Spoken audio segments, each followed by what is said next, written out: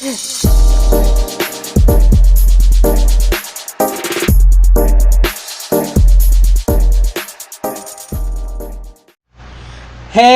what's up, everybody? This is your boy Kenny, and this is Uncensored Season 2, and this episode is on Nick Cannon. And I have to say, this was a great episode. I've always been a Nick Cannon fan. I love Wildin' Out. Loved the movies he's done. I love him as a comedian, and I just like Nick Cannon as a personality. Like, Nick is just an awesome person. He's full of life, and he's very in tune to who he is as a man, as a black man, and also as a businessman. I mean, the guy is like a self-made entrepreneur, and he in this episode he really shared a lot of great gems, and he really, the first thing that he said once the episode opened is that you can't fire a boss. I create my own jobs. That was everything to me, because when you're an entrepreneur, that is the state of mind you have. You are a creator. You create opportunity. You don't look to get hired by somebody so that they can fire you and dismiss you at their displeasure. Whereas if you're the boss, can't nobody fire you. So I thought that was just intellectual genius just off the bat, and you just kind of just knew from that moment that Nick Cannon was going to give you some good shit, and that's exactly what he gave us in this episode. He talks about that pretty much he was conceived by, I think, like a one-night stand, and his mom was actually at the abortion clinic, and like she said, she heard a voice and she decided not to abort the baby. And she said that, yeah, I think that voice was me asking you, can I live? I thought that was very moving, because he was a product of like pretty much a one night stand. His parents were never an actual couple, but they both did a great job being co-parents to him, because he was kind of raised between San Diego and North Carolina. His mother lived in San Diego. His father lived in North Carolina. And he said that after he was born, his father, who used to hustle and was like a dealer or whatever, he gave that up and became a minister, and devoted his whole life to serving the Lord and preaching the gospel. So he said that between both parents, he got different. He pretty much got different perceptions. Like his mom end up marrying this guy who was a well-known drug dealer and dealer in the Bay Area. And he said that he learned a lot from his stepfather and his mother about creating opportunity, about hustling, about going out here, making your way out of no way. And then he also learned spirituality and Christian principles from his father in North Carolina.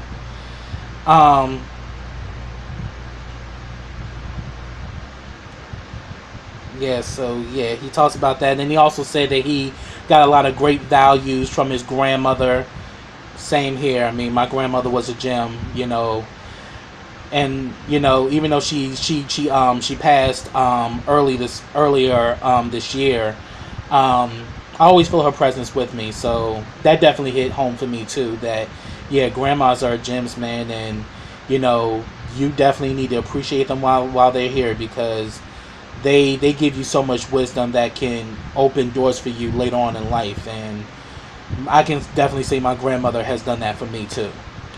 But then he said that growing up in the Bay Area, he definitely got caught up in you're surrounded by hustlers, gang affiliation, drugs. You're surrounded by all of this. So he pretty much somewhat started to get caught up in pretty much somewhat got caught up in that environment where he was kind of like stealing and doing things here and there. But then he's saying that here it is, his stepdad was a well-known dealer, and people knew him, and then his father was an OG before he, got out of the game and became a minister. And he said that, him being a child of an OG, people knew not to fuck with him.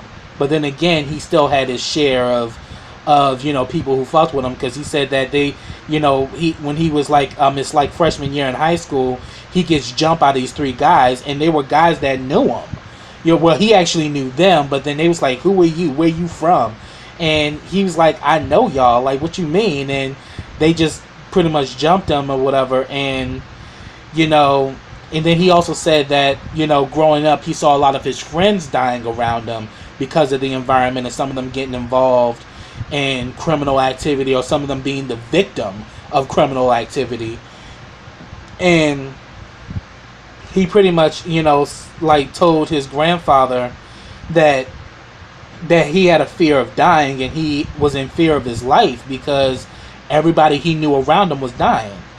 Well, his grandfather taught him this very important thing about having faith, which is one of the main things you have to have if you're an entrepreneur. Faith is what's going to get you through those dark paths and through those dark moments. Your faith is what's going to keep you going. And I know that to be true for myself. And that you can actually speak things into existence. Hallelujah. And pretty much he said the book that he told him to read was this book, Name It and Claim It. Which is very important, because you can actually will your success, and you can, speak your success as well. But you also have to be putting in the work and putting in the labor to make what you're speaking into existence come to fruition. So it is doable. And I thought that was a very important segment that he shared in this episode. And pretty much, here it is. He wanted to go to LA, to kind of like pursue his dreams or aspirations. And he said that, here was,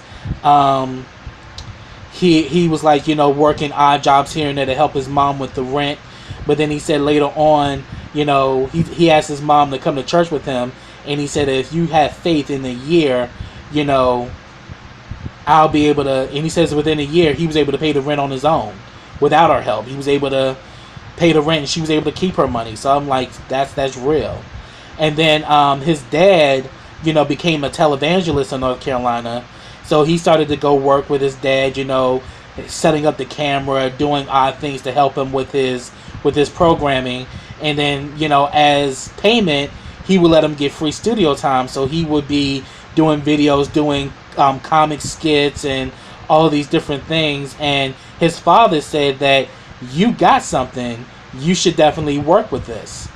And I thought that was very very, very interesting and very profound.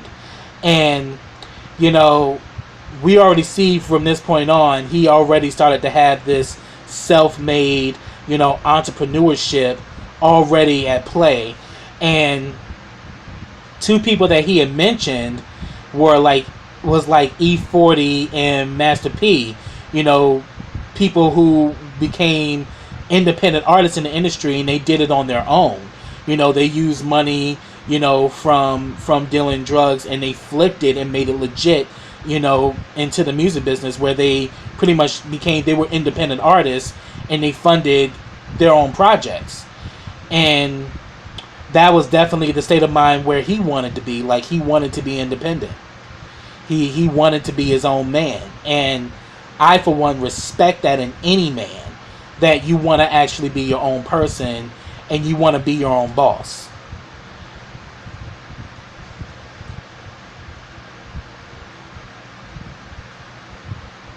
And then he also talks about that he had this crew called the Bomb Squad, where he kind of had a team of people working with him. They would do mixtapes and would do all this stuff selling out of his car. But then he said that they started to have issues, in regards to, outside forces trying to wreck what they were doing. So that's when he decided to make the move to Hollywood. And he pretty much made the statement that I really didn't have anything but a dream. And that's a very key thing to a lot of people who want to do their own thing or want to become an entrepreneur, or they want to start their own business, or, you know, follow their dreams or their passions. Sometimes all you got is that dream, and you got to hold on to it even if you don't even have a dime in your hand. And sometimes it gets like that. You know, where he was even talking about that he struggled for a while. He was living in his car. You know, he was living hand to mouth. You know, but he was determined that he was going to be somebody. And when you have that determination, regardless whether you lose everything, nothing will stop you. And he talks about, you know, going to these, you know, improv, comedy shows. And that's where he met Kenan Thompson. You know, the infamous Kenan Thompson, who's now on SNL. And also he was a part of the show All That on Nickelodeon, which I was a huge fan of. I mean, I loved him and Kel Mitchell on All That. They were like my favorite. I also liked Amanda Bynes. I loved Nick Cannon. You know, they were like my favorites, you know. But then he said that Kenan, you know, was like a big brother to him. You know, at the time, you know, Nick was 17 and Kenan was 19. And here was Nick was living in his car. Kenan let him live with him. And Kenan had like a 2-bedroom apartment, you know, at 19 years old. I mean, talk about success. But he said he took him under his wing and, you know, pretty much helped guide him towards, you know, him establishing his career. So I definitely remember Nick Cannon on All That. I definitely remember the first time I saw him on All That, and I was like, okay, this is a new guy. He's definitely rubbing off on me, but then after a while he became one of my favorites, you know. So I've always been a fan of Nick.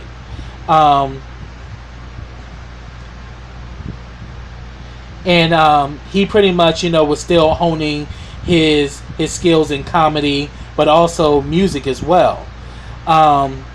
And pretty much he even talked about how he opened for Outkast, you know. And he said that Outkast had ended up leaving town before he can get them his music or whatever. But he said that, you know, he also was doing this show called Fat Tuesday at the Comedy Store. And Guy Torrey, I actually met him a few years ago when I worked at Starbucks. So Guy Torrey's actually a really nice guy. You know, Guy Torrey was the host, and in the audience that night was Will Smith, and him and Will Smith made a connection. You know, he helped him get his first record deal. He pretty much said that he put Nick in hip hop school, so he was carrying crates, you know, for Biz Marquee, and he was, you know, doing work with Jazzy Jeff. You know, he literally had him earning his chops and earning his spot in the hip hop community. And pretty much people were kind of saying that he was going to be the next Will Smith, you know. And at this time he actually meets, you know, somebody that his partner that he works with today, now Evans. But then he also said that that at this time when he was young, he was kind of like a loose cannon, you know. And Will Smith was kind of like letting him know that, you know, don't spend your money, save your money, you know, because, you know, Will Smith had actually declared bankruptcy in his teens, because when him and Jazzy Jeff, you know, made their money from their rap career, he was buying all this stuff. And, you know, Will Smith even had to kind of double back, was like, here it is, I got all these cars, but all I got is one ass. So it's like you have to learn to manage money. And he said that, you know, don't spend the money you make, save that money, and then do it yourself as far as music and doing what you want to do. And then he also talks about him suffering from lupus, you know, and which is well known. And he said that, you know, lupus is my kryptonite. You know, he's like, I faced death many times and I've had many embolisms, but I still bounce back and I still keep going. And it made me respect him and really look up to him. That look, even in dealing with a health condition, and the same thing with Dame Dash. Being I think he's a type 1 diabetic, which is the worst type of diabetes. He says that like it's my kryptonite. It doesn't hold me back. It just strengthens me to keep on fighting. Regardless of this, I'm gonna make it anyway, and that's very powerful.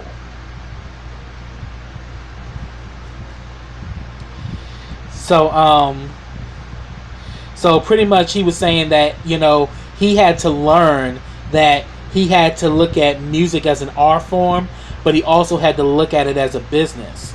At 19 he had his own record label where it was a branch off of Jive Records. He had did that song with R. Kelly, which was a hot track. I remember that shit. He ended up going on tour with B2K, and he got caught up in the glitz and the glam of being out on the road. But then he meets Kanye West, and Kanye West, as a lot of people say, he's a weirdo, and it's because he's very into the arts. He's very serious about his craft, and he's one of a kind, which has made Kanye West who he is, because he's different. And here it is. He said that he had turned down this CD that Kanye gave him, and it had about 30 beats that Kanye created. But he said he learned a lot from Kanye, which is focus on your craft. And he actually talks about this song, Can I Live, which is actually about his life. And he said one of the lines that kind of stuck with him in this song was like, so do you have morning sickness or sickness of mourning? That was really deep. And I was glad that he actually shared that. Where he talks about how his art has to reflect on who he is and what he's feeling and what he's thinking. And another thing he stresses too is about artistic creativity. You cannot compromise your artistic expression. And pretty much they were saying that the label wanted to drop him, and they pretty much told Kanye, if we'll keep him if you sign him, But then he said that, Kanye and everybody he was working with, Pharrell, they making their money because they charging him for their services. But yet, here it is, he's kind of stranded because he never really worked out, the actual business side. But then he was saying that he was kind of put in this dilemma that, he had to do this song, Your Pops Don't Like Me, which was considered like bubblegum rap, or he can just go his own way. Well, he said he wished he went his own way instead of agreeing to do that, because then he kind of got typecast as like a bubblegum rapper and like a Nickelodeon rapper, when we probably know Nick can spit some ill shit. But, because he kind of conformed with the industry, he kind of got typecast as like a bubblegum rapper. And then he also talks about the movie Drumline, and and how this movie gave him so much love for the HBCU culture. And then also he was also happy that he was getting that Zoe Saldana, and he was like, oh yeah, I was trying to back with her throughout the whole movie. And I'm like, yeah.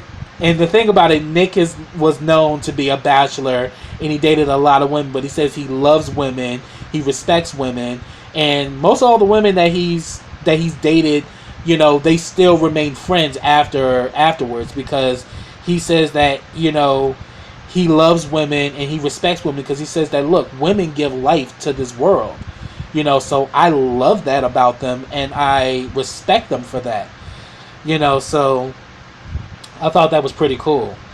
And then he pretty much said that he wanted to create a venue where he can do the things that he loves most, which is music and comedy. He says, I want to be able to do something where I can do them both. So pretty much he says he was at this comedy club, and he was with, Kevin Hart and Cat Williams. They all in the back roasting the hell out of each other, pretty much in the in the spirit of Richard Pryor, you know, because you know Pryor liked to roast people too, so that was definitely cool. And he said that they rented out this comedy club, you know, doing this kind of, you know, music slash comedy, you know, show, and this is what gave birth to Wildin' Out. And you know, and Wildin' Out has been on MTV for 15 years. It's his intellectual property, so means he owns that show outright. They can't do shit with that show without going through Nick. So I'm like, Nick showed that he learned the business and he learned how to have ownership, and that's where the power is. So I thought that was great. And then he said a great thing he loves about Wildin' Out is that it gave his friends opportunity to shine too. I mean, Kevin Hart, Cat Williams, D. Davis, you know, Affion Crockett, you know, so many, you know, have appeared on the Wildin' Out stage and have gone on to have very successful careers in comedy and movies, music, you name it, you know. So it's become like, you know, it's become like the new age Def Comedy Jam for this younger generation, you know, of talent that gets where they can get showcased to a mainstream audience, and opportunities come left and right after that. And then he actually said that where he got the concept of the red team versus the black team was from Prince, and how he created Morris Day in the Time, but like made them a rival band, but yet they were doing Prince's music. And he said that some of the jokes that the other team throws at him are jokes that he wrote himself. You know, so he kind of got that idea, and I thought that was genius. That's how he got the red team versus the black team from Prince and Morris Day, because you know that was infamous in the movies Purple Rain and Graffiti Bridge. You know, so that was cool that's where he got that concept from. You know. And then he also talks about his, you know, relationship with Mariah, and that he said that he spoke Jesus to Mariah, and that's what connected them. Because we known ever since like Nick was young, he was always talking about Mariah Carey, and he'd been getting at her for the longest.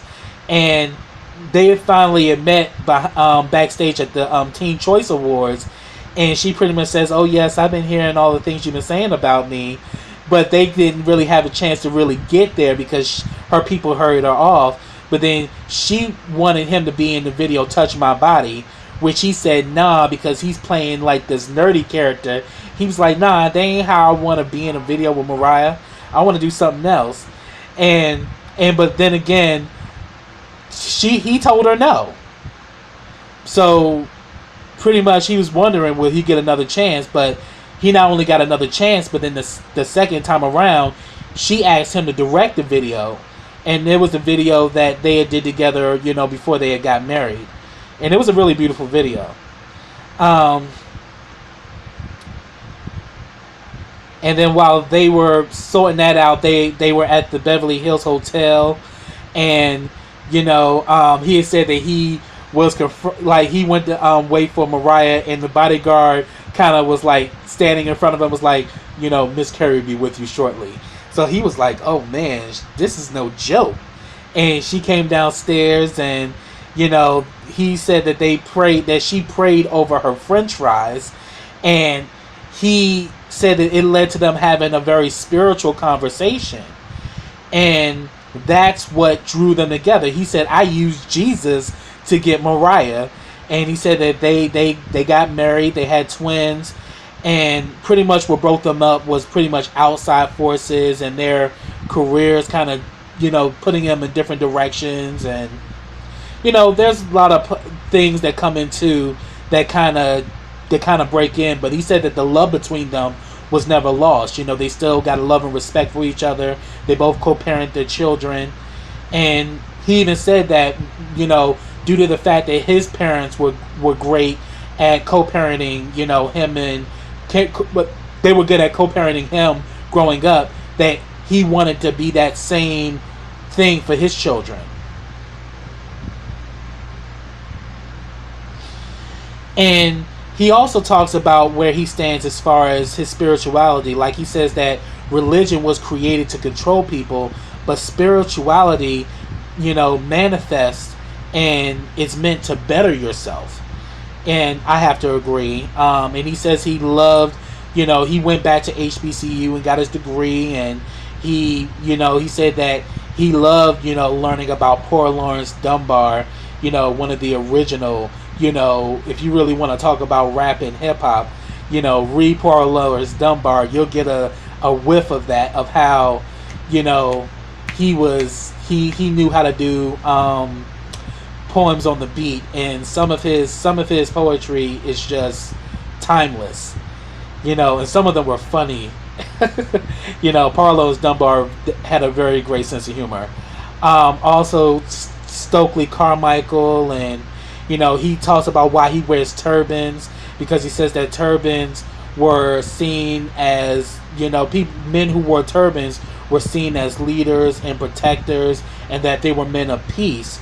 But then now, turbans have been demarginalized, due to racism and stereotypes. Now turbans are seen as a bad thing, whereas turbans, at the root of it, are meant to be celebrated and are meant to be respected. And that's why he rocks his turbans. Then he also talked about what happened in America's Got Talent, and he pretty much said that, what happened to me, what happened there was like what happens at a lot of jobs. They took me for granted, and then they had this hierarchy, especially when it comes to black people, that you should be grateful for where you're at. So that means you need to kind of, suck up and play the game because you're getting money.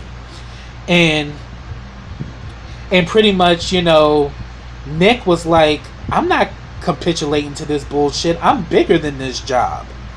And if it means me being, because he had said that he had made the joke on his comedy tour or whatever, that NBC stands for Niggas Be Careful, and that America's Got Talent, but they got niggas too.